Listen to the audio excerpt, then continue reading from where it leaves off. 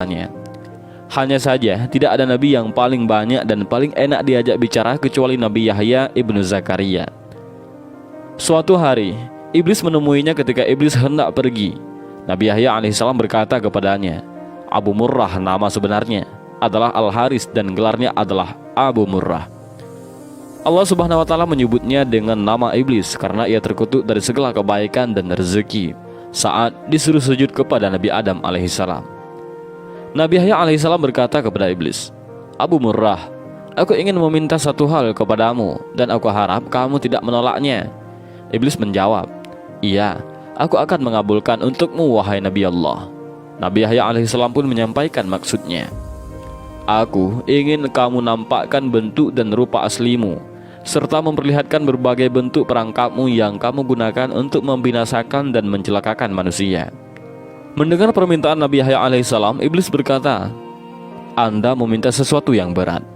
Permintaan Anda membuatku berada dalam kesulitan. Namun, aku tidak bisa menolak permintaan Anda. Hanya saja aku berharap jangan sampai ada orang lain bersama Anda yang melihatku. Dan akhirnya keduanya bersepakat untuk bertemu esok harinya di saat siang. Pada keesokan harinya, pada saat yang telah ditentukan, iblis tiba-tiba muncul dan berdiri di hadapan Nabi Yahya alaihissalam. Ia melihat ketentuan Allah subhanahu wa ta'ala yang agung. Tiba-tiba iblis tersebut merubah bentuk menjadi mirip hewan yang buruk dan menakutkan. Bentuk fisiknya seperti babi, wajahnya seperti wajah kera, dan matanya memanjang sama seperti mulutnya. Dia tidak memiliki janggut, rambut di kepalanya jarang dan mengarah ke atas. Dia memiliki 4 tangan, 2 tangan di bahu dan 2 tangannya lagi di keningnya. Jari-jari tangannya ada 6, hidungnya menghadap ke atas. Ia memiliki belalai, wajahnya mempunyai tengku, kedua matanya kabur. Ia pincang, bongkok dan memiliki sayap.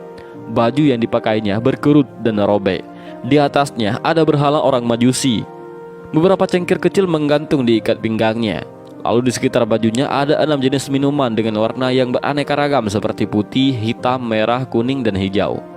Di tangannya ada lonceng besar. Di atas kepalanya terdapat telur yang di tengahnya ada besi panjang.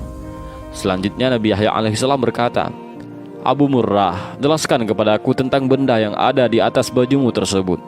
Iblis menjawab, benda ini menyerupai milik orang Majusi. Aku yang membuat agama Majusi dan aku memeluk agama tersebut.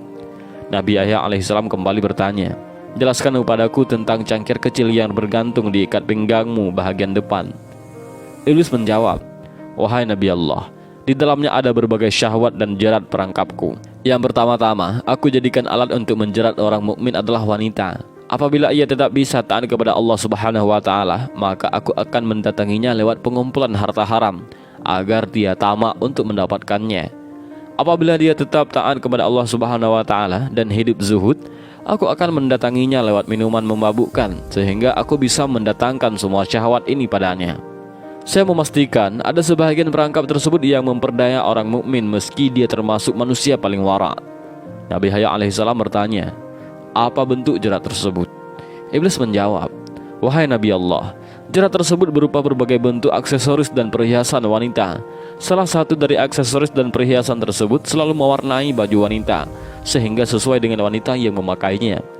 Para lelaki pun akan terpikat melihat perhiasan yang melekat pada wanita tersebut.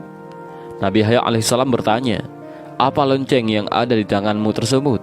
Iblis menjawab, wahai Nabi Allah, ini adalah kumpulan sumber dari alat musik, seperti kecapi, rebab, suling, gendang, rebana, dan berbagai jenis alat musik-musik yang ada di tengah-tengah masyarakat. Mereka berkumpul di pesta kemaksiatan dengan membawa salah satu alat musik tersebut. Lalu mereka bernyanyi, bersenang-senang dan memainkan musik. Setiap kali melihat hal tersebut, aku segera memainkan lonceng ini, sehingga suaranya bercampur dengan suara musik mereka. Dengan begitu, mereka bertambah senang dan bertambah semangat dalam bermusik. Ketika mendengarnya, ada di antara mereka yang mengeluarkan telunjuknya, ada pula di antara mereka yang menghentakkan kepalanya, dan ada pula yang bertepuk tangan. Ini terus-menerus mereka lakukan sampai mereka puas. Nabi Yahya alaihissalam kembali bertanya, telur yang ada di kepalamu tersebut, telur apa?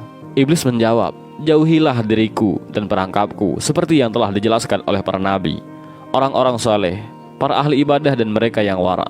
Anda harus menjaga diri dari godaanku, seperti halnya di kepalaku yang menjaga telur ini dari segala bencana.